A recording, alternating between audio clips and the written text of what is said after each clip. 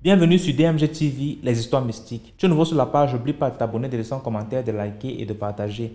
Tu veux nous raconter une histoire? Il y a un numéro WhatsApp à l'écran, c'est le plus 237 655 81 90 17. Envoie ton histoire et on va jouer ici sur YouTube. On poste tous les jours sur YouTube à 12h00 sur la chaîne DMG TV. La deuxième chaîne DMG TV, c'est DMG TV Histoire Mystique Exclusive où on poste tous les 15h00 des histoires vraiment à couper le souffle.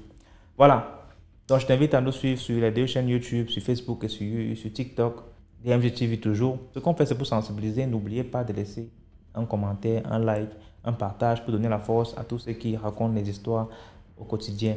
Sachez que à chaque fois qu'on poste des histoires, ceux qui envoient des histoires là lisent les commentaires. Donc, si vous avez un truc à passer, un message à communiquer à ces intervenants-là, faites-le dans les commentaires, genre H3 pour dire histoire numéro 3, je pense qu'il faut faire ci, il faut faire ça. H4, histoire numéro 4, il faut faire ci, il faut faire ça. Merci beaucoup. Donc, écoutons les histoires. Première histoire.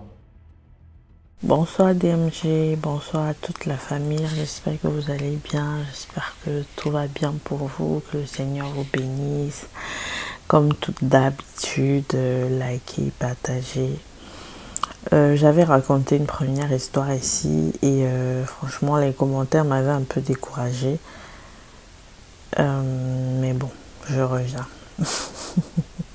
Je reviens avec une autre histoire parce que j'ai suivi l'histoire de la dame qui a raconté que sa tante a failli être mangée dans un village de l'Est et tout. Et on avait une voisine qui avait une histoire similaire. En fait, cette voisine, c'était le genre de femme vraiment solitaire. Elle avait juste elle avait aménagé dans le quartier, elle faisait tout toute seule et elle était toujours dans son coin. Et en fait, ma mère, elle est le genre de personne, partout où on a habité, c'était toujours la mère du quartier en fait. Donc à chaque fois, les personnes venaient vers elle. Bref, les gens se confiaient facilement à elle. Donc une fois elle s'est sentie mal, la dame, et les gens l'ont orientée vers ma maman parce que ma maman était une infirmière retraitée, du coup elle est venue à la maison. Donc au fil du temps, elles ont tissé des liens et la dame, une fois s'est confiée à ma mère. Et ma mère lui demandait mais pourquoi elle est solitaire comme ça, qu'elle a remarqué qu'elle est jeune en fait. Mais elle ne sort pas, elle est dans son coin, elle est très... Et du coup, elle s'est ouverte à ma mère et elle dit qu'en fait, elle a vécu un traumatisme et elle s'en remet en peine. Elle s'en remet à peine, pardon. Donc, l'histoire, c'est quoi? L'histoire, c'est que elle avait rencontré, c'est pas pour indexer, c'est pas pour franchement stigmatiser ou quoi que ce soit, mais bon, bref. Elle avait rencontré un monsieur nigérian. Et c'est pareil en fait, ce sont des trucs d'avant. À l'époque, il y a des peuples, je vais pas dire de quelle tribu, mais il y a des peuples qui continuaient quand même le cannibalisme jusqu'à même les années 2000 en fait, tristement. Donc elle a rencontré le monsieur, ils se sont entendus, tout allait bien. Ils ont commencé leur vie, ils se sont installés ensemble au Cameroun. En fait, ils faisaient le commerce au Cameroun et donc ils se sont installés ensemble. Ils vivaient leur vie paisiblement. Au bout de 2-3 ans de vie commune, il lui a dit que en fait, il voulait l'amener dans son village pour la présenter à sa famille et tout. Elle était ravie en fait, naturellement. Du coup, elle est partie, ils ont préparé le voyage et ils sont partis. Et quand ils sont arrivés dans le village, franchement, on l'a super bien accueilli. Tout s'est très bien passé, elle était contente, tout se passait très bien et tout. Et en fait, ce qui est similaire à l'histoire de la dame, c'est que cette femme-là, elle était très enfant, elle adorait les enfants parce que elle avait des difficultés à concevoir, donc elle adorait les enfants, elle était tout le temps avec les enfants, tout le temps. Donc elle passait son temps avec les enfants. À chaque fois, elle leur achetait les biscuits. Quand elle cuisinait, elle partageait. Et quand les gens partaient, genre au champ, les trucs comme ça, elle est restée avec les enfants. Quand les gens vaquaient à leurs occupations, elle restait avec les enfants. Donc c'est comme ça que elle avait aussi remarqué que il y avait en fait genre comme une collection de bois, non, genre à chaque fois il y avait un endroit où ils entassaient des fagots et des fagots de bois. Elle se demandait bien c'était pourquoi. Et il y avait un grand fût aussi qu'on avait mis dans un coin. Donc elle avait demandé à son mari que ça c'est pourquoi. Son mari a dit que non, c'est pour une célébration, tu sais, on a une célébration annuelle parfois. Bref, il a embrouillé en fait. Du coup, elle est restée tranquille. C'est comme ça qu'un jour, donc, la famille, après on lui dit que chez nous, il y a une tradition et tout. Quand tu viens comme ça, on s'occupe bien de toi. Mais que, je me rappelle plus, mais bon, je donne un exemple. Le 10e jour après ta venue, chaque personne de la famille doit te donner un vêtement symbolique en fait pour que tu ailles faire la lessive. Donc tu vas faire la lessive de toute la famille. Donc tout le monde lui a déposé 1, 2 habits et tout. Et elle devait aller à la rivière laver les habits. C'est comme ça que, bon, ne connaissant pas où la rivière se trouvait, elle a demandé à un de ses petits amis, genre les petits enfants avec qui elle traînait, de l'accompagner à la rivière. C'est comme ça que, en marchant, elle dit que l'enfant là ne faisait que la regarder. Il avançait. L'enfant la regarde. Elle dit que pourquoi tu me regardes comme ça? Il veut parler, après il dit rien. Après finalement, quand ils étaient déjà vers la rivière, il dit que tata, tu sais quoi? Depuis que tu es ici, tu es très gentil avec nous et tout. Moi, je ne veux pas que quelque chose t'arrive. Elle était étonnée parce que c'était un enfant de à peu près 10, 12 ans. Et elle lui dit que pourquoi tu me dis ça et tout. Il dit que en fait, ça va te choquer ce que je vais te dire.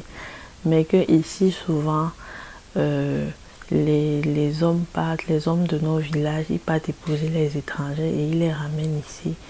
Et on fait un festin, on les mange. Elle dit que elle a d'abord éclaté de rire parce que pour elle c'était tellement absurde. Elle dit que mais comment tu peux dire les choses comme ça là? Mais en même temps, elle voyait comment l'enfant était sérieux en fait, il ne rigolait pas. Du coup elle lui dit mais c'est sérieux ce que tu dis? Il dit oui oui, que c'est sérieux. Que en fait le fait qu'on t'a envoyé à la rivière, ils vont attendre quelques minutes, genre 30, 45 minutes quand tu es plongé dans ta besogne et ils vont venir ici pour te tuer et te ramener au village. Donc, ce que moi je te propose, c'est que il lui a montré un petit sentier. Il a dit que tu vois la route-ci. Si tu fuis maintenant, si tu fuis, tu prends la route, si tu vas sortir sur l'axe lourd. Et parfois, il y a des gros porteurs. Bon, au Cameroun, ce qu'on appelle les gros porteurs, ce sont les transporteurs de grumiers, les gros camions là, qui passent. Et tu pourras demander à ce qui te porte, peu importe la personne qui part, qui te porte, que tu partes seulement parce que si tu perds une seule seconde, c'est fini pour toi. Elle dit qu'elle avait, genre, elle n'avait pas le temps de réfléchir. Il lui a dit que tata, si tu veux partir, c'est maintenant. Du coup, c'est comme ça qu'elle n'a pas réfléchi. Elle a lancé les habits. Elle a lancé un marathon. Elle a couru, parti.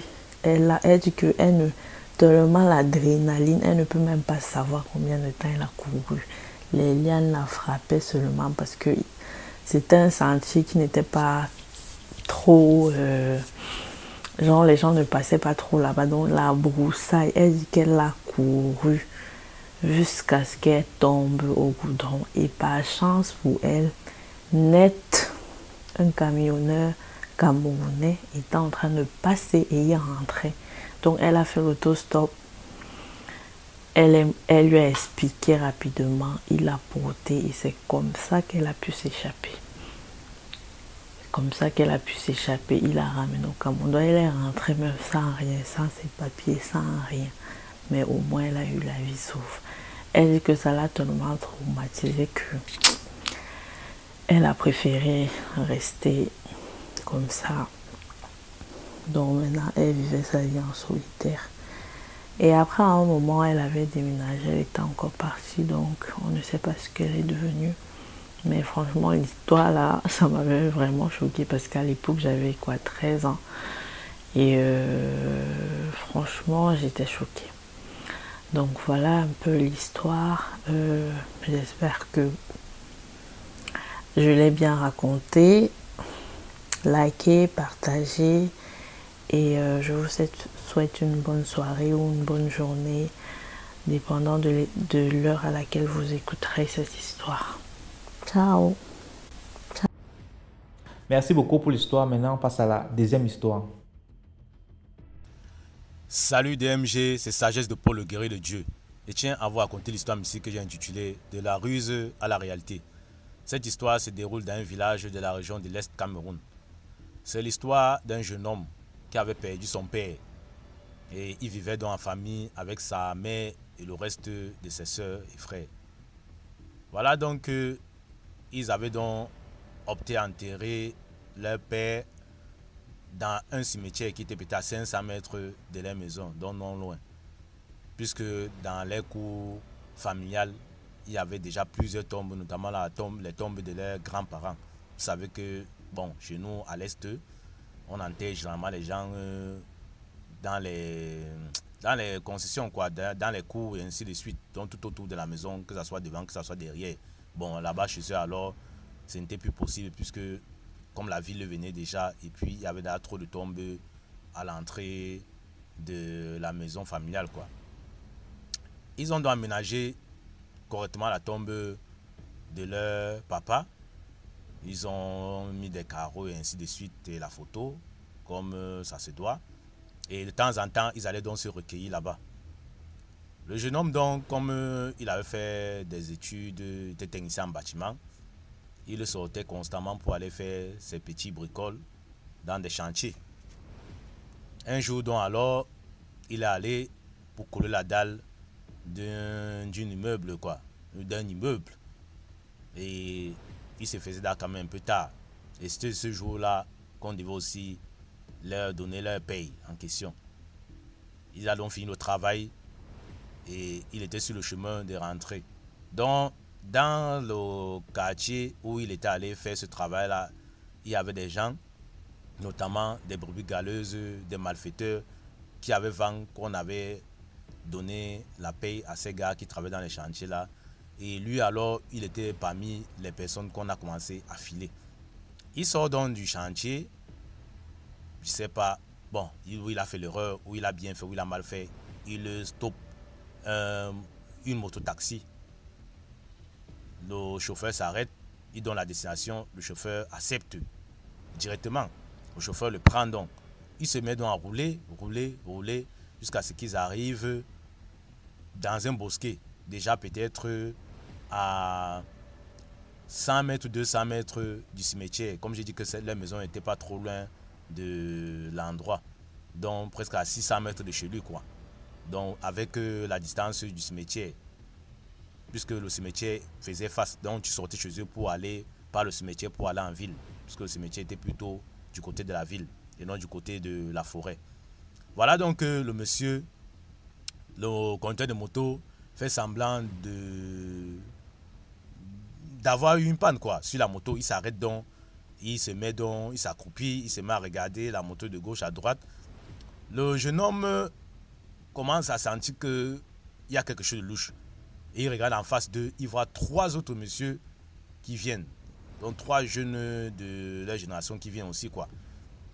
Il regarde, il sent que non, ici là ça sent l'agression, puisqu'il y a plusieurs histoires qu'il avait appris où des gens font ceci, ils font croire que la moto est une panne, après tu te retrouves là dans une altercation, dans une agression entre vous et plusieurs personnes. Le monsieur, il a attendu quand le monsieur était là presque vers eux. Donc peut-être à quelques 5 mètres d'eux. C'est où il a la présence d'esprit de venir les devancer avec une course phénoménale.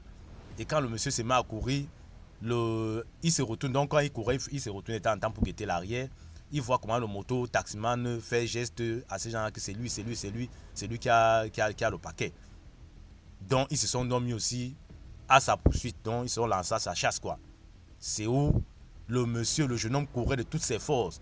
Il court de toutes ses forces là. Il a directement eu la présence d'esprit, voire, je sais pas, la ruse d'entrer au cimetière. Et il court donc, il se dirige vers le niveau de la tombe de son père. Puisqu'il maîtrisait déjà l'endroit, ils allaient là-bas constamment. Il arrive donc au niveau de la tombe de son père maintenant. Il se couche donc sur la tombe. Il commence à pleurer comme s'il pleurait le deuil. Il dit, papa, te voilà qui nous a laissés dans ce monde. Voilà maintenant les gens que je suis en train d'amener vers toi ou qui s'amènent vers ici pour me donner la mort. Donc, voilà donc les conséquences de nous avoir abandonnés tout seuls.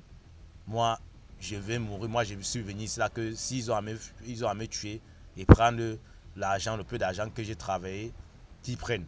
Mais je préfère qu'ils le fassent ici, sur ta tombe. Et peut-être pour moi, ça sera un honneur. Le monsieur parlait donc comme ça. Et directement, ces gens-là sont arrivés à sa hauteur. Ils ont suivi. Puisqu'il parlait, le jeune homme parlait et il répétait de temps en temps la phrase. Que les voilà que j'ai amené. Les voilà qui s'amènent vers toi. Donc, il répétait ça.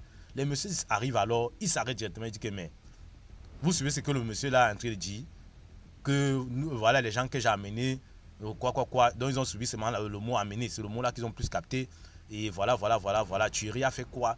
Donc, où ils ont bien entendu, ou ils n'ont pas bien entendu. Après, ils disent encore, ils s'écrivent encore que est-ce que vous voyez même ce que je suis en train de voir? Ou peut-être ils ont vu l'esprit du papa du jeune homme apparaître et les menacer ou bien leur dire des choses. Les messieurs ont fait demi-tour en courant. Je dis une course phénoménale. Ils couraient même plus que quand ils couraient pour suivre le monsieur pour l'agresser. C'est où, au sortir du cimetière, comme ils étaient 3, un est allé à droite, l'autre est allé à gauche et un autre est allé tout droit. Donc ça veut dire que c'était sauvé qui peut chacun sauver sa peau comme il voulait, comme il pouvait, quoi. Donc les messieurs avaient certainement vu quelque chose de mystérieux dans ce cimetière-là. Voilà donc l'homme qui pleurait et qui présentait la situation à son papa, voit ses agresseurs prendre la fuite de la sorte. Il regarde à gauche, à droite, il dit que mais moi je suis en train de pleurer là dans le cimetière. Est-ce que les gens n'ont pas vu quelque chose qui peut leur faire du mal et que moi je suis là? Bon, comme moi-même je ne vois rien là, moi je ne sais pas. Le monsieur aussi il peur de la manière dont ses agresseurs fuient. C'est comme ça qu'il se lève aussi en courant. Il se met donc à courir aussi. Il prend la fuite. Il prend la fuite là maintenant. Il court. Comme les messieurs étaient là partis, les messieurs n'étaient même plus intéressés par lui. Peut-être parce qu'ils avaient vu. Il court aussi. Il arrive près de la maison. C'est où il tombe. Il s'évanouit. Donc quand il s'évanouit là, le matin, il se retrouve couché au salon dans leur maison familiale. Et c'est où il raconte donc l'histoire qui avait fait un boom un peu dans le village et qui avait finalement aussi été mis en notre connaissance. Donc, je ne sais si on peut dire ça, que c'était une ruse qui est devenue réalité. Sûrement, ces messieurs-là ont vu un esprit qui les a menacés de ne pas essayer de faire ce qu'il fait, parce qu'ils ont quand même eu le courage d'entrer au cimetière. Mais quand ils arrivent au niveau de la tombe où le monsieur est en train de se lamenter, en train de pleurer, sur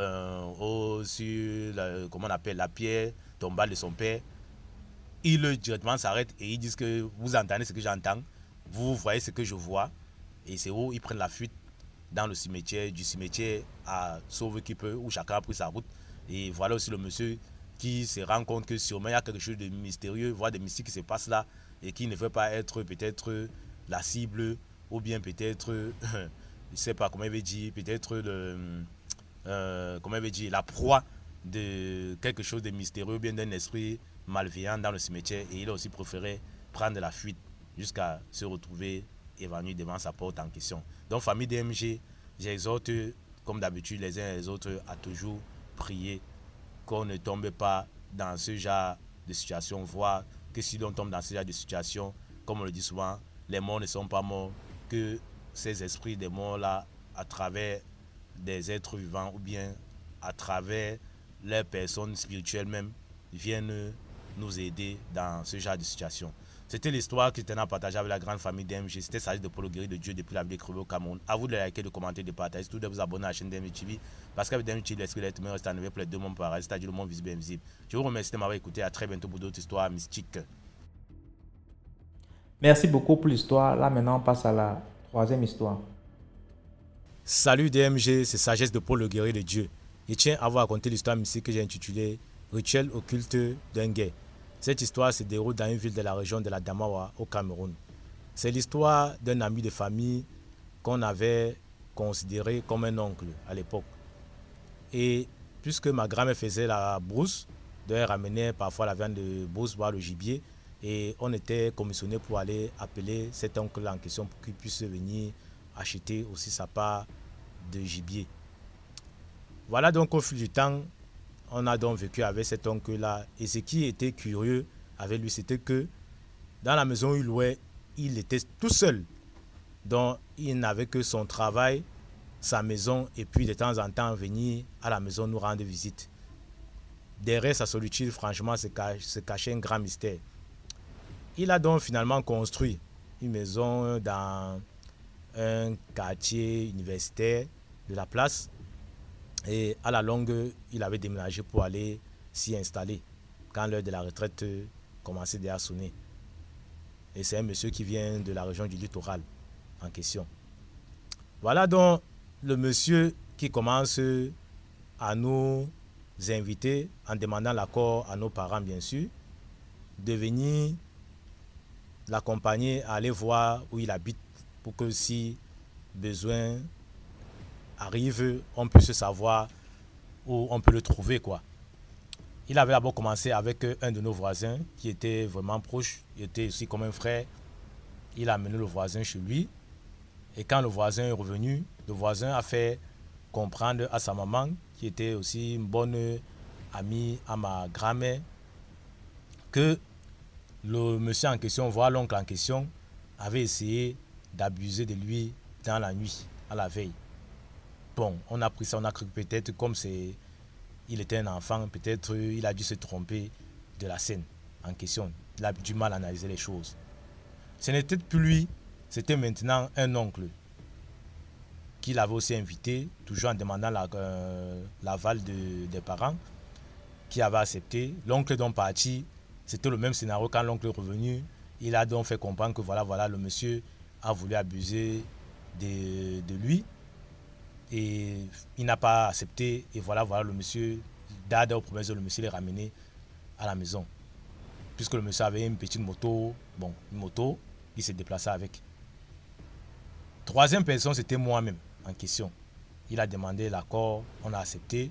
Et il était question que je parte aussi voir sa maison, où il habite, visiter les lieux et puis passer la nuit. Quand j'arrive alors maintenant, je vais faire ma propre part de témoignage, c'est où j'ai donc su que tout ce que mes précédents racontaient sur lui était vrai. Je suis d'abord arrivé chez lui. Quand j'arrive chez lui, j'ai d'abord été frappé par le fait qu'il avait, comment on appelle, les couchins d'Inde dans son salon. Donc il avait aménagé un endroit un peu comme une piscine, mais il n'y avait pas d'eau dedans. Et c'est où ces couchins d'Inde là tournaient, en plein salon. Hein. Et puis à côté, il y avait des sacs, comme des sacs... des sacs comme des sacs de sel, mais plein de pièces d'argent. Toute version de pièces brillantes que vous pouvez savoir. Des pièces comme des sacs de sel, bien remplis d'argent, des pièces de monnaie. Je dis franchement, c'est comme si c'était une tentation que le monsieur là faisait. C'était plein là dans son salon. Bon, la maison était grande, elle était bien belle. Ce qui était encore curieux avec lui, c'était qu'il n'avait que des visiteurs hommes. Des jeunes du quartier, des gens quand même aussi un peu avancés, mais c'était que des hommes qui leur rendaient visite. Ce monsieur n'avait pas affaire aux femmes, vu que je vous ai fait comprendre au départ par le titre que ce monsieur était gay. Pour dire la vérité, c'est qu'on a pu découvrir à la longue. C'est qu'on a pu découvrir à la longue. Il était gay. Bon, voilà, il tue un lapin, il fait à manger, on mange la nuit. Il est question qu'on aille se coucher. puisqu'il avait, il avait une chambre réservée pour les visiteurs et il avait sa propre chambre qui, à ma foi, il avait dit qu'on ne doit jamais entrer là-bas. On ne doit pas entrer dans sa chambre. On peut tourner partout dans la maison, mais pas entrer dans sa chambre. Donc vous comprenez que c'était sûrement un temple de rituel, ou peut-être il voyait, ou il se concertait avec, je ne sais pas, avec ses maîtres spirituels là-bas, sûrement. Voilà donc, quand on finit de passer à table, il me demande, il m'exige d'aller me doucher. Je n'ai pas me doucher. Il avait une belle petite culotte qu'il m'a donnée, je me souviens de cette culotte-là, belle petite culotte bleu ciel, c'était bleu ciel, oui, avec des dessins, un bateau, machin, truc, un homme qui surfe, un truc comme ça. Je me souviens bien de cette culotte-là, avec des attaches, donc une corde, comme vous connaissez là, comme les cordes qu'on sait, qu'on mesure, on sait, selon la taille des reins.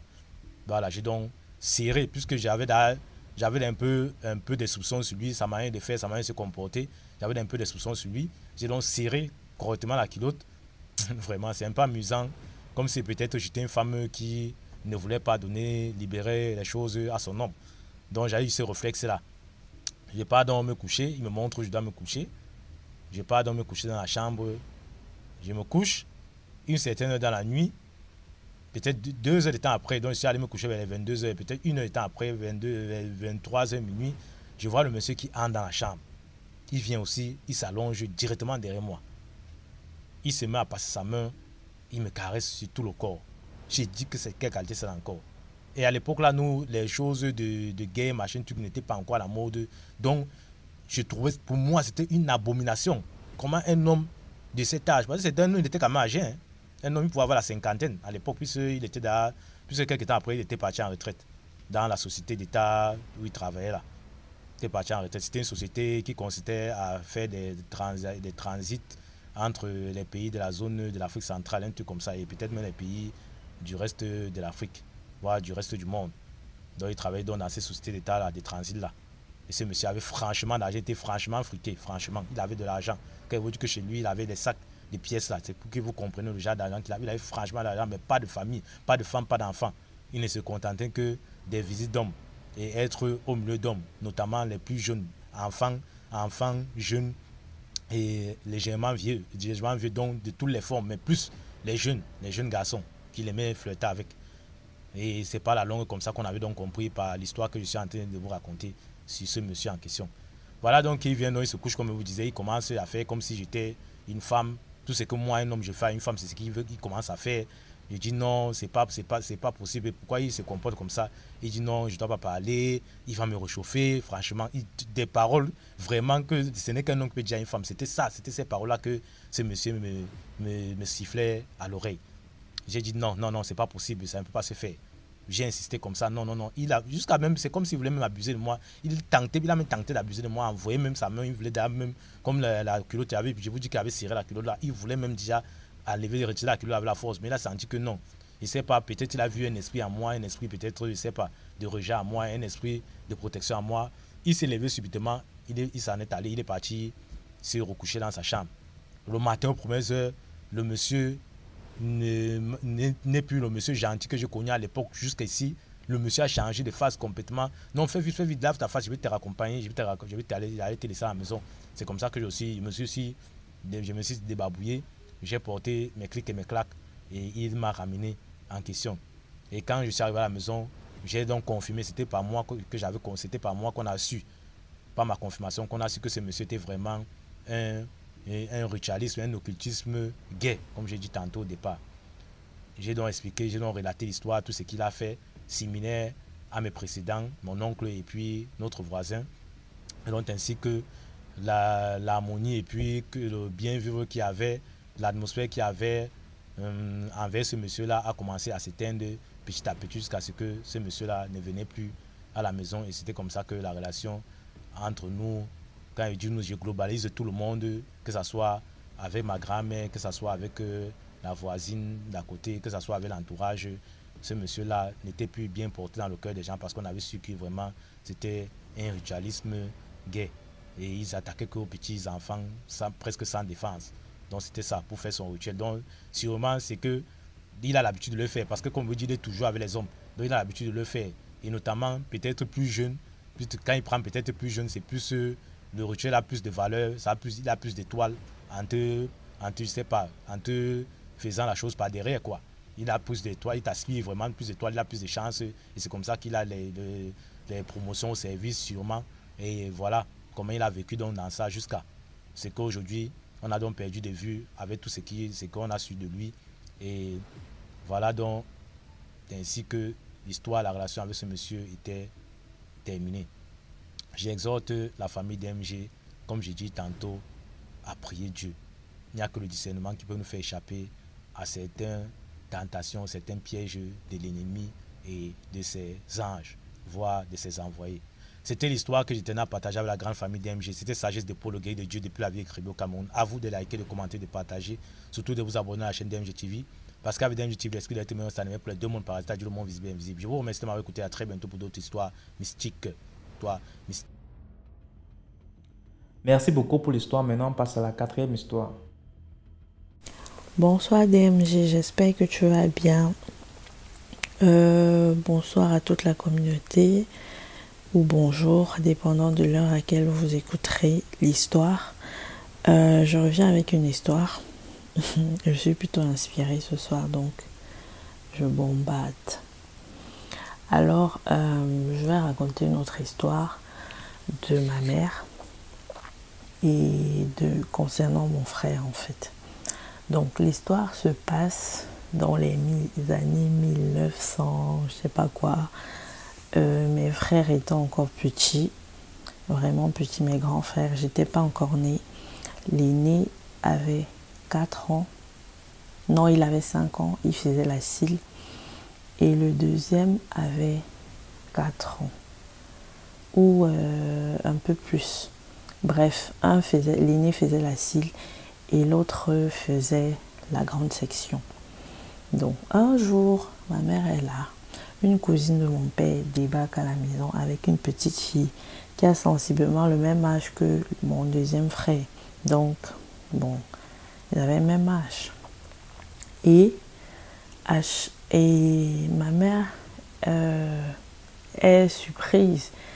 Et puis, et surtout qu'à l'époque, bon, en même temps, elle ne pouvait pas prévenir. Vous savez qu'à l'époque, il n'y avait pas les téléphones, il n'y avait rien en fait. Bref, à cette époque-là. Donc, elle a juste débarqué comme ça. Après, elle commence à expliquer à ma mère que, oh, en fait, elle devait aller laisser l'enfant là où pour passer les vacances, mais que la personne a fait quoi. Du coup, elle va rester là pour le week-end. Pardon, après, elle va venir la chercher pour l'amener. La matin, elle n'était pas très d'accord, mais bon, ma mère n'était pas très d'accord, mais en même temps, elle ne pouvait pas dire non, en fait. C'était la nièce de son mari et c'était un enfant, donc elle a dit ok. Et puis de toute façon, un week-end, c'est pas grave. C'est comme ça que la cousine là part, elle laisse la petite. Un week-end passe, personne ne vient chercher l'enfant. Une semaine, rien. Un mois. Finalement, l'enfant a passé toutes les vacances là.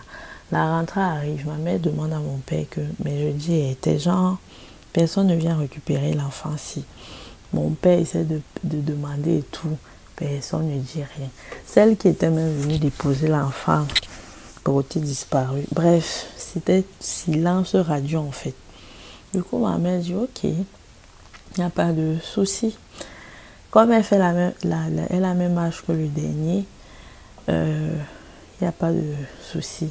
Elle va l'inscrire à l'école. C'est comme ça qu'elle inscrit la petite à l'école. Dans la même classe que mon frère, le deuxième.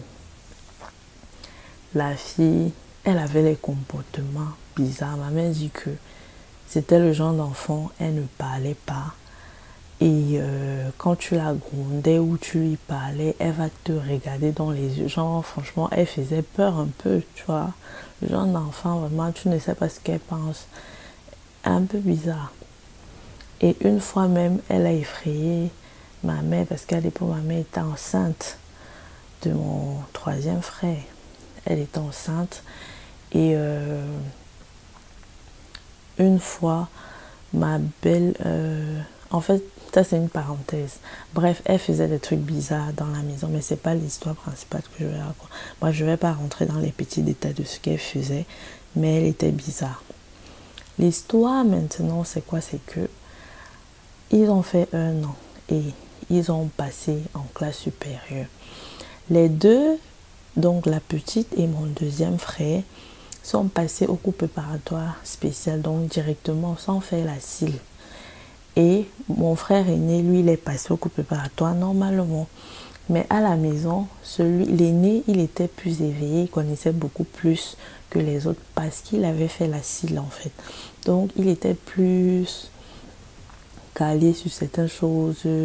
Franchement, très très intelligent déjà de base. Mais encore, vu que lui, il avait fait la cile, par rapport aux autres, c'était un jeu d'enfant pour lui de faire les devoirs, de faire tout. Donc, et ça se voyait en fait. Donc, c'est comme ça qu'un jour, mon frère rentre de l'école, l'aîné. Il rentre de l'école. Ma mère veut fouiller son sac pour voir ce qu'il a fait. Le sac est vide. Son sac est totalement vide. Il n'y a pas de cahier. Elle lui dit que, où sont tes cahiers? Il dit que mes cahiers étaient dans le sac. Ma mère lui dit que, comme ils étaient un peu turbulents, ma mère se fâche, elle dit que tu veux me mentir et tout. Elle a même fouetté l'enfant en fait. Que je n'aime pas ça et tout, le brimer. L'enfant a pleuré que mes cahiers étaient dans mon sac et tout.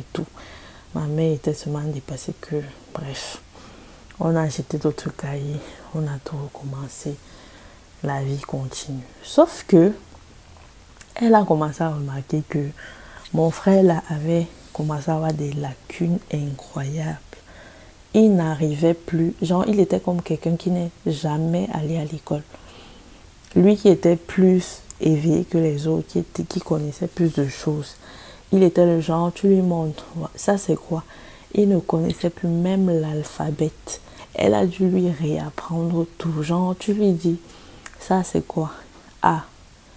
Après, tu demandes que, tu tournes la tête, tu reviens, tu dis, ça c'est quoi? Il ne connaît plus. Ah. Maman était dépassée que je dis, qu'est-ce qui se passe? Elle reste comme ça, elle dit que, mais il y a un truc. C'est comme ça qu'un jour, elle reste, elle fouille les sacs des enfants. Elle dit qu'elle ne sait pas ce qu'elle cherchait. Elle fouille les sacs des enfants et tout. Elle fouille les affaires.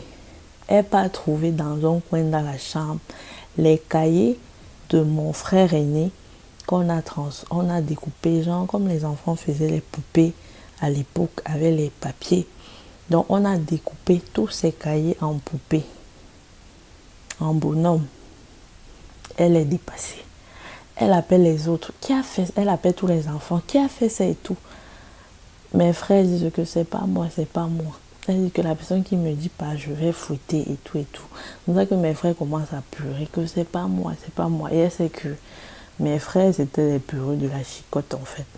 Donc quand s'ils pleuraient comme ça en disant que c'est pas eux, c'est que c'était pas eux. L'autre petite là, elle ne parlait pas. Elle était là comme si, genre, ce n'était même pas à elle qu'on s'adressait. On lui dit, je vais lui donner un nom, un prénom. Corinne, c'est toi qui as fait ça. Elle ne parle pas. Ma mère lui dit que c'est à toi que je parle. Façon, elle dit que, ma mère dit que façon, elle a regardé dans les yeux, non. Elle a défié du regard. Elle a compris que c'était elle. Et vu les antécédents des petites choses qu'elle faisait bizarre, ma mère a dit que l'histoire, c'est là, non. Ça me dépasse. Mieux, je pars chercher de l'aide. C'est comme ça qu'elle peut avoir un prêtre exorciste de l'époque qui était très très fort. Elle lui explique ce qui se passe à la maison, le comportement de la petite fille depuis qu'elle est là. Et elle explique ce qui s'est passé. Genre, elle ne sait pas si c'est en lien, mais que elle a un pressentiment que c'est un truc mystique. Parce que son enfant est devenu, mon frère était devenu vraiment un peu bête. Genre limite. Elle ne comprenait pas. C'est comme ça que elle finit d'expliquer. Le prêtre lui dit ok, il va essayer de méditer, il va venir faire les prières à la maison et tout, et on verra. Le prêtre médite. il voit ma mère, il dit que, en effet, je sens un mauvais aura, une mauvaise aura là-bas chez toi et tout. Je vais venir à la maison, on va faire les prières. Et si c'est elle, elle va se manifester. C'est comme ça que dès qu'il est entré à la maison, maman dit que dès qu'il a vu la paix, donc il n'a même pas eu appris. Dès qu'il l'a vu, il a eu un bug. Genre, il a crié à ma mère que c'est l'enfant de qui ici là. Ma mère dit que c'est ma dit que faites-la sortir. Donc, il a dit que faites-la sortir immédiatement en fait. Donc, on ne sait pas ce qu'il voyait. Maman a dit qu'elle ne sait pas ce qu'il voyait. Mais il a dit que je comprends que tout ce que tu dis là, c'est clairement pas simple. Parce qu'il a dit faites-la sortir. Quand on l'a fait sortir, il a commencé à faire les prières sur elle. Dit, oh, c'est comme ça que l'enfant tombe. Elle tombe. On fait les trucs de possession. On pose la question, qui es-tu? Les gens parlent dans les grands-pères, les grands-mères. Elle avait tellement de personnes. Elle était possédée par tellement de personnes que c'était incroyable. Et en même temps, c'était une grande sorcière. Donc après, le prêtre a expliqué à maman que c'est une très grande sorcière. On ne peut pas la déposséder en fait. Que si on la dépossède, soit elle va mourir, soit elle va perdre l'esprit à devenir folle en fait. Une petite fille de 4 ans, s'il vous plaît. 4-5 ans. 5 ans. Ma mère était dépassée. Et le pire, c'est quoi? C'est que mon père, lui, ne croyait pas aux choses comme ça.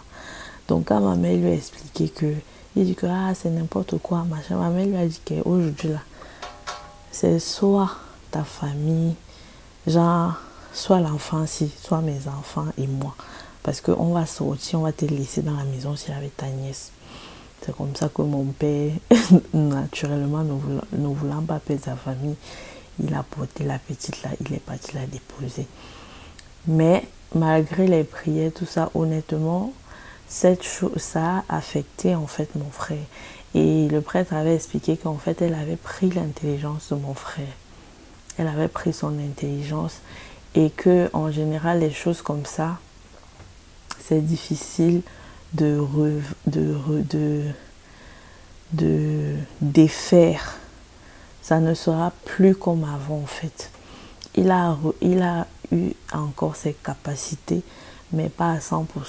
Donc, ça veut dire qu'il réfléchit, il est normal, mais ce n'est plus comme il aurait pu être avant, en fait. Donc, franchement, c'est pour dire que faites vraiment attention aux gens qui viennent chez vous. Aux gens qui, parce que, et elle était clairement en mission. Et la dame qui l'avait déposée savait très bien ce qu'elle venait faire. En fait, elle venait gâter le foyer, faire les dégâts. Genre, donc, c'était les différentes étapes. Mais bon, heureusement que ma mère a eu la présence d'esprit d'appeler le prêtre rapidement après son premier soupçon.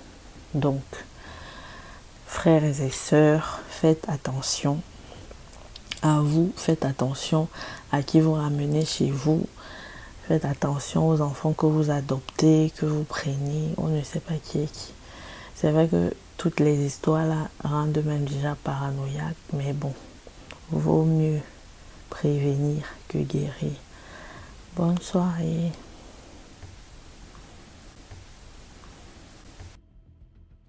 Merci pour l'histoire. Maintenant, on passe à la cinquième histoire. Bonjour, bonsoir DMG. Bonjour, bonsoir la communauté de DMG. Alors, je vais raconter une histoire de trois amis garçons qui aimaient beaucoup chanter, danser. En tout cas, elles avaient l'art dans le son. L'art dans le son, en tout cas, hein, naturellement, chanter et puis danser. Ça s'est passé bien. Donc, ces gens-là, les petits garçons-là, cherchaient leur vie comme ça, se rendaient dans des ngadas, dans des restaurants où les gens ils étaient assis. Ils chantaient, ils dansaient pour eux, et puis on leur donnait l'argent. Maintenant, vous savez que nous, les êtres humains, on n'est jamais. comment dire, suffisamment contents de ce que Dieu nous a donné naturellement. Donc, ils ont pris la décision de partir voir un féticheur pour que tout aille mieux, qu'ils deviennent des grands stars comme les stars qu'on voit dehors là. Les trois messieurs, hein, les jeunes hommes en plus. Alors, ils sont rendus chez un féticheur et le féticheur dit, ok, pas de souci. Il leur donne rendez-vous un certain dimanche, disons un certain dimanche, à 2 h du matin, au bord du fleuve Congo. Il leur dit, ah, on va se rendre à Mimosa. À Mimosa, c'est, je dois dire quoi, un petit truc restaurant au bord du fleuve Congo qui se trouve au Congo Kinshasa.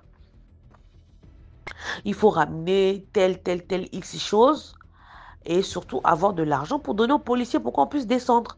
Parce qu'on ne peut pas descendre, avoir accès au fleuve la nuit. Là, il y a des policiers, ils vont chercher des problèmes. Il faut leur remettre de l'argent pour qu'on puisse faire nos rituels, nos histoires calmement. Les petits garçons aussi très motivés. Pas de soucis. Quand je dis des petits garçons, c'est des jeunes hommes. Hein. Ils ont quoi, 25 ans, 30 ans, même pas. Très motivés pour avoir leurs histoires. Donc, ils ont acheté tout ce que le féticheur a demandé. Un dimanche aussi à 1 h 30, ils étaient déjà là, attendent le monsieur. Tout le monsieur parque sa voiture, il descend. Ils descendent maintenant au fleuve. Ils croisent aussi les policiers. Le ganga a parlé avec les policiers, vu qu'eux, ils avaient déjà, comme on dit, eux, ils avaient déjà l'habitude. Donc, ils ont payé les policiers, tout, ils sont partis. Ils sont passés. Arrivons là, le monsieur, le féticheur, trace un cercle, met les trois amis dedans, leur dit, là où vous êtes, il y a quelqu'un qui va se présenter. Ne vous amusez même pas à sortir du cercle, sinon vous allez mourir. Quelque chose que vous allez voir, il faut supporter. Moi, j'ai fait ce que j'ai à faire. Je suis parti. Bon courage pour la suite. DMG, d'après un qui reste là, parce que c'est un qui nous a expliqué l'histoire. Moi-même, j'ai été là. Parce qu'il est parti voir un vieux à moi et tout, où on parle bien, qui est un peu comme tonton Alex. Mais un peu plus que tonton Alex.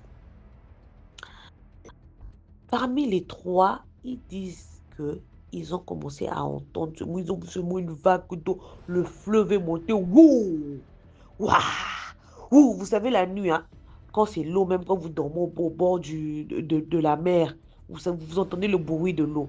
Maintenant, ils ont dit que eux, de toute leur vie depuis qu'ils sont nés, hein, ils n'ont jamais vu l'eau faire du bruit comme ça. Ou bien ils étaient les seuls à voir l'eau comme ça, ou bien comment. Ils entendent seulement wouh, waouh. L'eau monte, augmente, wouh, waouh. Jusqu'à même l'eau vient vers eux, se jette sur eux, waouh. Mais le cercle était toujours dessiné et les bougies bien autour d'eux ne s'éteignaient pas. Ils ont commencé maintenant à entendre la voix d'une dame. Oui, qui a fait appel à moi. Présentez-vous.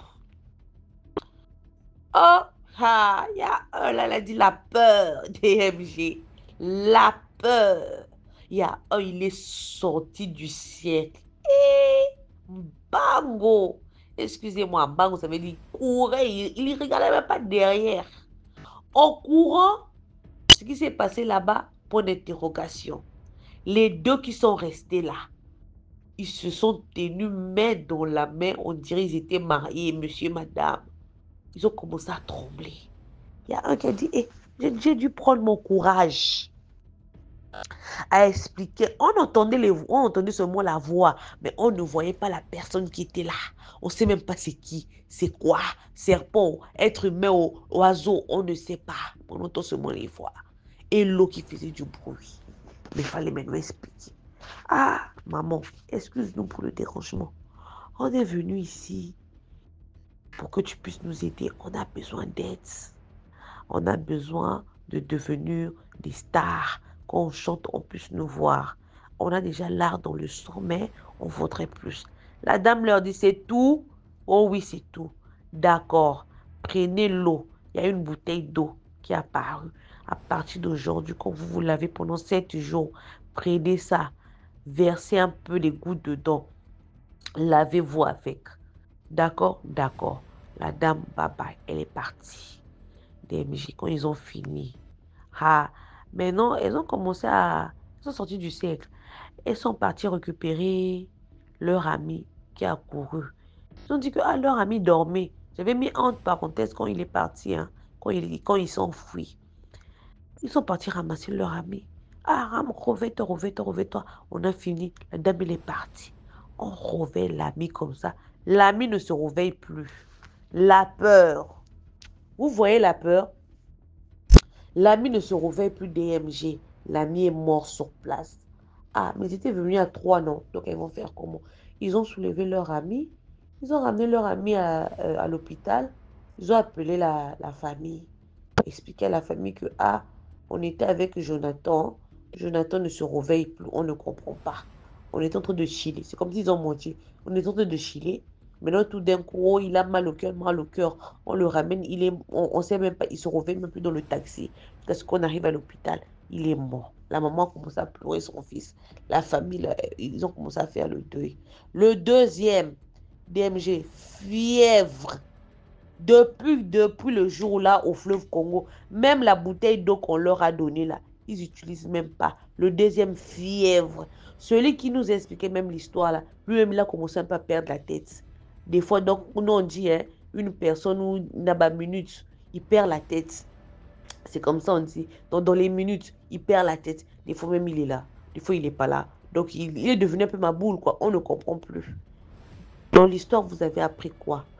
Quand vous n'êtes pas prêt à faire quelque chose. Parce que tu peux prendre une décision, mais ne pas être prêt physiquement, mentalement et spirituellement.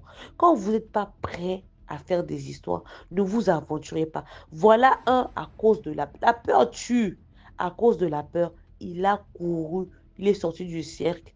Tellement il avait peur, il est mort sur place. L'autre qui était resté sur place, là, parmi les deux, parmi les trois, excusez-moi, qui est resté sur place, fièvre de plaie, il fait seulement les fièvres, il est malade. Il fait seulement les fièvres, il est malade. Le troisième qui est venu nous expliquer l'histoire de comment ça s'est passé, il est devenu un peu ma boule. Des fois, il est là, des fois, il n'est pas là. Il marche avec la bouteille d'eau. Il dit que lui ne veut plus haut. C'est bon. Ce qu'il a vu là-bas, ça suffit. Mais trop tard.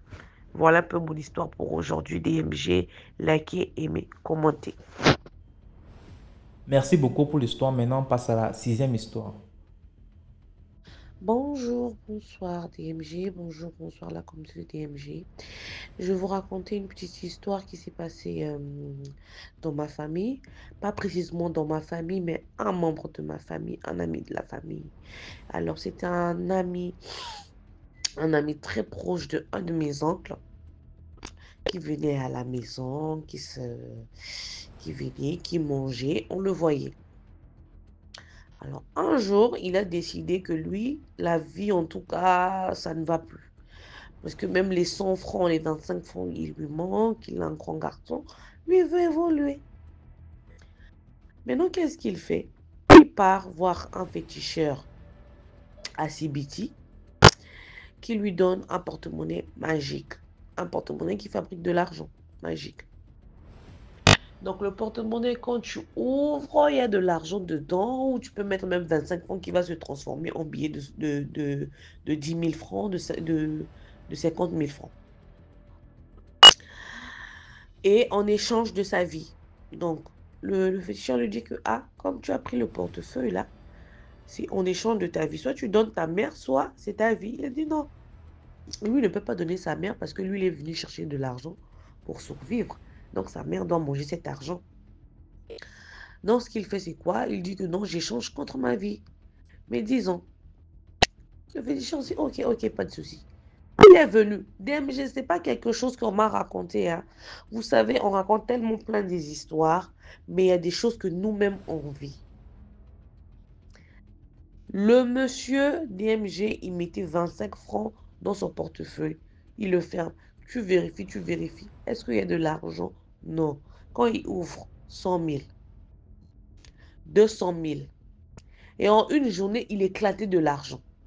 Un ami très proche de la famille qui venait manger chaque midi à la maison ou même le matin, il pouvait venir passer toute sa journée, même dormir à la maison. Maintenant, qu'est-ce qui s'est passé? Au bout de 5 ans, lui, il dit que non, oh, il lui reste 5 ans de vie. À tout moment, il peut mourir. Que ce qu'on raconte là, c'est pas une légende. Il y a des gens même meurent avant les 10 ans en question. Donc, lui ne veut pas finir comme ça. DMG, il se rend à Pointe-Noire, à la mer. Il part voir encore un autre féticheur, un autre maître spirituel et tout, guide, pour lui, comment faire part de ses problèmes et tout, lui explique la situation que, ah, là où moi je suis parti chercher un porte-monnaie magique chez un tel féticheur, un tel nganga à Sibiti. Un nganga, c'est un féticheur. En lingala, on appelle nganga, un marabout, quoi. À Sibiti et tout, j'ai échangé 10 ans de ma vie contre un portefeuille magique. Bon, moi, j'ai élaboré un plan. Le plan que j'ai, je veux faire invoquer une Mami Wata, une sirène, parce qu'en lingala, on appelle sirène Mami Wata. Mami Wata, pour lui faire part de mon problème qui me dérange.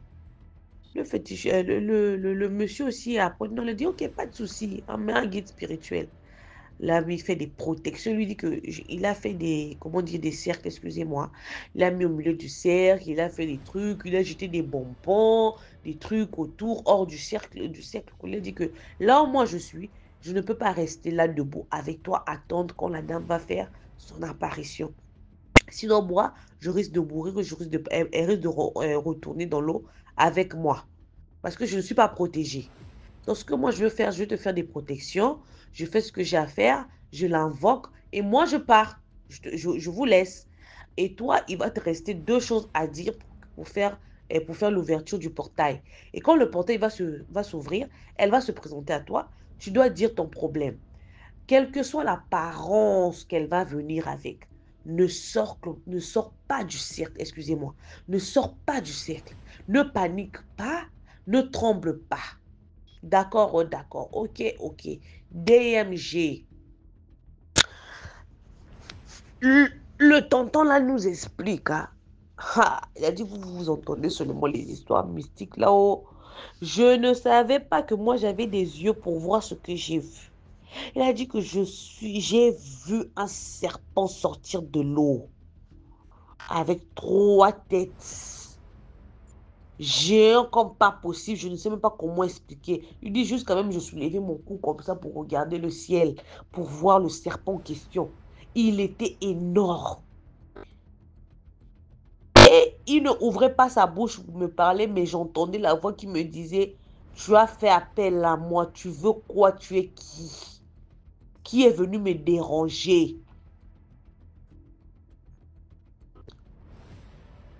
Il a commencé maintenant à expliquer l'histoire à la dame. Que, ah, moi, je veux une femme sirène. Je suis venue racheter ma vie. Parce que moi, là où je suis partie chercher un porte-monnaie magique à Sibiti chez un ganga. Et j'ai déjà fait 5 ans de vie avec. Je ne veux pas mourir comme ça. Moi, je veux racheter ma vie. En échange, j'accepte de devenir la femme de la sirène jusqu'à la fin de mes jours où Dieu m'a donné dans le monde des vivants. La sirène lui dit, c'est tout, c'est tout. La sirène lui dit, d'accord, pas de souci. Rentre chez toi, dors. Quand tu vas dormir, tu verras tout ce qui va se passer, que ce soit réel ou dans ton sommeil, c'est ça. Mais sache-le, à partir d'aujourd'hui, ta sirène, partout où tu iras, elle sera avec toi, physique ou non physique. Ok, ok. La dame fermeture de portail DMG. La dame est retournée. Il a fini ce qu'il a fait, il est rentré. Ah, DMG, je ne sais même pas si la partie là c'est vrai ou c'est pas vrai. Mais ce qui est vrai, la dame, elle venait chez nous.